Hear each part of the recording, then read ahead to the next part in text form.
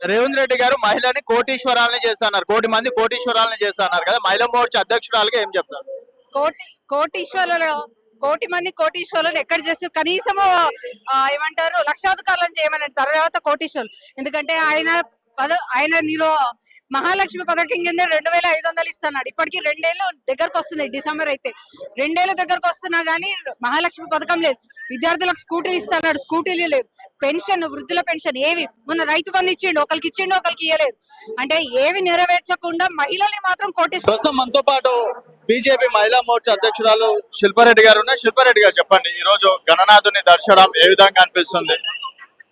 ముందుగా అందరికీ, తెలంగాణ ప్రజలందరికీ గణేష్ చతుర్థి శుభాకాంక్షలు. ఈ రోజు ఖైరతాబాద్ లో ఆ గణనాథుని మహిళా మోర్చా అందరం కలిసి దర్శించుకోవడానికి వచ్చాము. దర్శనం కూడా అయింది చాలా చక్కగా. ఇక్కడున్న వ్యవస్థాపకులు వీణ మాధురి గారు మాకు మంచి దర్శనం ఇప్పించారు. ఆ గణనాథుని దర్శనం శుక్రవారం రోజు మహిళలు ఎంతో నిష్టగా పూజ చేసుకునే రోజు మాకు ఈ దర్శనం లభించడం చాలా సంతోషంగా ఉంది. ఆ గణనాథుని ఆశీర్వాసులు అందరికీ ఉండాలని, ఎస్పెషల్ గా మహిళలకు ఉండాలని, మహిళల 33% రిజర్వేషన్ ఇచ్చిన మా నరేంద్ర మోడీ గారికి ఉండాలని, యావత్ భారతీయ జనతా పార్టీ ప్రజలందరికీ కూడా ఉండాలని మనస్ఫూర్తిగా కోరుకుంటున్నాం. ఇంకేం అంటే పార్టీ గురించి ఏమన్నా కోరుకోవడం అనేది జరిగిందా? ఇప్పటి వరకు తెలంగాణలో బీజేపీ అధికారంలో లేదు, దాని గురించి ఏమన్నా? ప్రత్యేకంగా భారతీయ జనతా పార్టీ రానున్న రోజుల్లో భారతీయ జనతా పార్టీదే, ముందున్న రోజులంతా భారతీయ జనతా పార్టీ. ఎందుకంటే మనం చెప్పాల్సిన అవసరం లేదు. కాంగ్రెస్, టిఆర్ఎస్ వైఫల్యాలు జనాలే చెప్తున్నారు, వాళ్ళ దగ్గరికి వెళ్తే జనాలు కొట్టేటట్టున్నారు. సో భారతీయ జనతా పార్టీ రానున్న రోజుల్లో జెండా ఎగరవేయడం కావడం, ఆ గణనాథుని ఆశీస్సులు కూడా మా భారతీయ జనతా పార్టీ మీద ఉన్నాయని మేము నమ్ముతున్నాం. అండ్ ముందున్న స్థానిక సంస్థల ఎన్నికలు కావచ్చు, జూబ్లీహిల్స్ ఎన్నికల గురించి ఏమన్నా ముక్కోవడం అనేది జరిగిందా? భారతీయ జనతా పార్టీ మళ్ళీ కాషాయ జెండా ఎగరేస్తుందా? ముందే సెంటిమెంట్ కదా ఉప ఎన్నికలు భారతీయ జనతా పార్టీ. తప్పకుండా ఈసారి స్థానిక ఎన్నికల్లో, ఎందుకంటే లోకల్లో ఏవైతే పథకాలు కాంగ్రెస్ ప్రభుత్వం ఇస్తానని చెప్పిందో 2500 కానీ పెన్షనే కానీ ఏవి ప్రజలకు అందుబాటులో రాలేదు. సో ప్రజలు కూడా విసిగెత్తిపోయి ఉన్నారు. కాంగ్రెస్ పార్టీ ఏదో చేస్తుందని నమ్మి ఓట్లేసారు.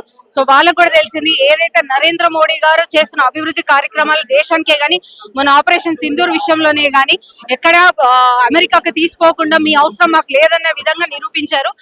సో ఎక్కడైతే నరేంద్ర మోడీ గారు ఏదైతే సాధ్యమో అదే చెప్తారు, ఏదైతే చెప్తారో అది ఖచ్చితంగా చేసి చూపిస్తారు అనే నమ్మకం ప్రజల్లోకి ఉంది. కాబట్టి స్థానిక సంస్థల్లో కూడా మా పార్టీ ఆల్రెడీ దానిపైన మీటింగ్స్ జరిగినాయి. లోకల్ బాడీ ఎలక్షన్స్ లో మేము గ్రామ స్థాయిలో కూడా మహిళా మోర్చా పెద్ద సంఖ్యలో విజయం చేకూర్చే విధంగా మా మహిళా మోర్చా కూడా మేము. రేవంత్ రెడ్డి గారు మహిళని కోటీశ్వరాలని చేస్తున్నారు, కోటి మంది కోటీశ్వరాలని చేస్తున్నారు కదా, మహిళా మోర్చా అధ్యక్షురాలుగా ఏం చెప్తారు? కోటి మంది కోటీశ్వరులు ఎక్కడ చేస్తారు కనీసము ఏమంటారు లక్షాధికారులను చేయమని తర్వాత కోటీశ్వరులు. ఎందుకంటే ఆయన నీలో మహాలక్ష్మి పథకం కింద 2500 ఇస్తున్నాడు. ఇప్పటికీ 2 ఏళ్ళు దగ్గరకు వస్తున్నాయి. డిసెంబర్ అయితే 2 ఏళ్ళు దగ్గరకు వస్తున్నా గానీ మహాలక్ష్మి పథకం లేదు. విద్యార్థులకు స్కూటీలు ఇస్తున్నాడు, స్కూటీలు లేవు. పెన్షన్, వృద్ధుల పెన్షన్ ఏవి మొన్న రైతు బంధు ఇచ్చిండు, ఒకరికి ఇవ్వలేదు. అంటే ఏవి నెరవేర్చకుండా మహిళల్ని మాత్రం కోటేశ్వరులు చేస్తారంట. కొంచెమైనా జ్ఞానం ఉండాలి. నువ్వు ఏం మాట్లాడుతున్నావు? ఒక సీఎం స్థాయిలో ఉండి విచక్షణ లేకుండా, ఆలోచన లేకుండా మీరు తీసుకుని వాళ్ళ తొందరపాటు నిర్ణయాలు వాళ్ళకే ప్రజలకు బుద్ధి చెప్తారు. Thank you.